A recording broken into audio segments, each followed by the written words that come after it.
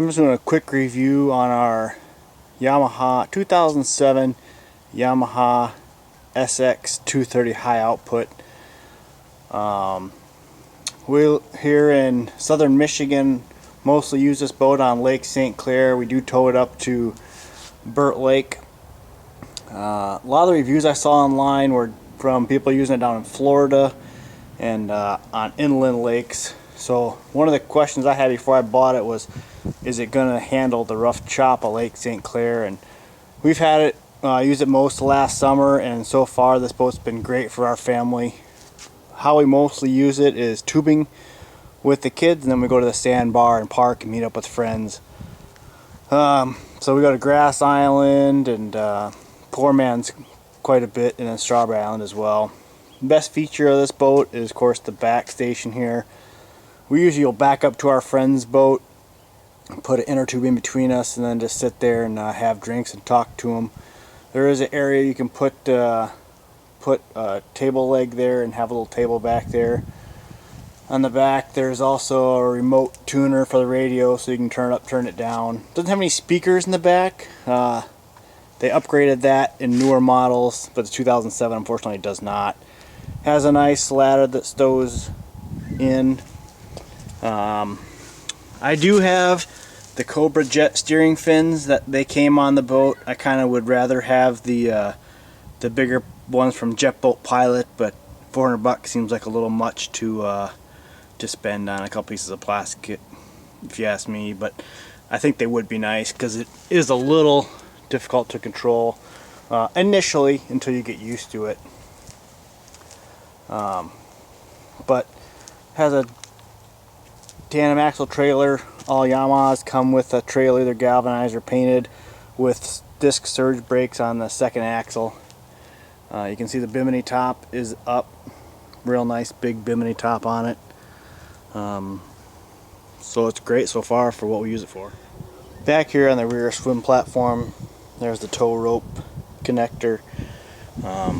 One thing that's real nice about Yamaha is these clean out plugs.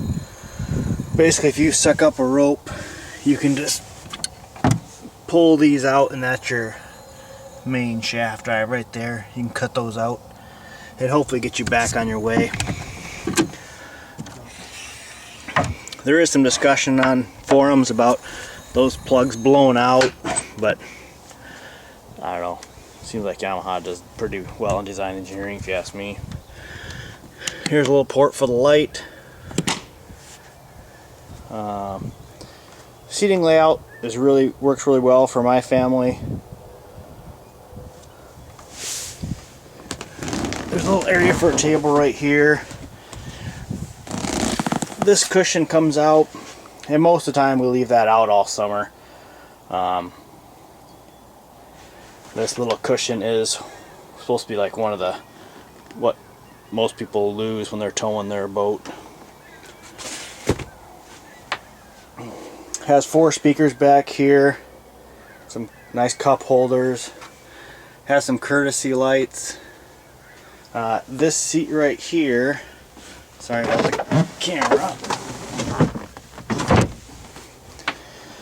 folds up like that, which is real nice when we're underway. There's a real nice big area for a portable bathroom if you want. We just usually end up putting all kinds of stuff in there for the summertime, and also holds the table. I have the middle cushion in right now up here. Real nice area for the kids, or when we just want to lay around and read and relax. That does come out, and you can put that in that big galley I was talking about earlier. What we really like about the Yamaha is all the storage underneath all the seats. This one goes over here. We mostly keep all our life jackets and everything to make us legal to be out on the water. And over here on the right hand side is a built-in ice cooler with self-draining. The ice cooler is nice. We use it especially when it's just me and the wife out on the water. When you get many more people and a lot of kids, it's kind of a pain in the butt to keep opening that up. Another big storage area in here. Captain's chairs with bolster, the seat slides forward and it rotates. So when you're sitting here, you got your tachometers and then your speed right in the center, fuel gauge, depth gauge with alarm if you want, little compass, standard switches. You got your bilge pump, radio power, interior what's called courtesy lights, and then you have your navigation lights. On this side you have a 12-volt plug if you want to charge your phone, horn. The no wake mode, what that does is if you don't want to keep messing around with your throttles, you push those in and hold them I think for 3 seconds. All these indicators on the dash, these and these will flash red while you're in no wake mode, and it sets about 2,000, 2,200 RPM on each engine, and it basically just, your boat has almost all no wake, and it's nice for going up rivers and that. Dual ignition, blower fan, and then in here is your JBL radio. A lot of stuff about JBL radios being crap. This one works great. There's no corrosion issue on it, and the remote works on it real well too from the swim platform. Got your dual throttles with your safety cutoff, drink holder, and your waterproof fire bottle holder. Little thing right there on both sides, that's your cooling water when you want to run your engines on land. You hook a hose up to that with a little adapter and it cools your engines. More big storage area back here.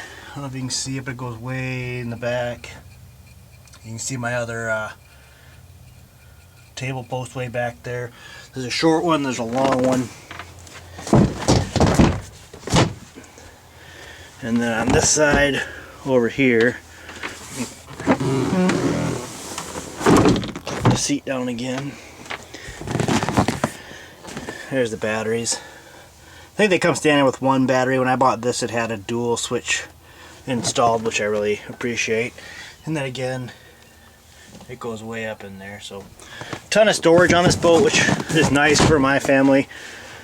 We had 2 smaller boats before this one, stern drives, and storage was always a problem. But this one you can just carry a lot of stuff. And then one of my favorite things about the Yamaha is the 2 MR1 engines. Real nice, real easy to work on.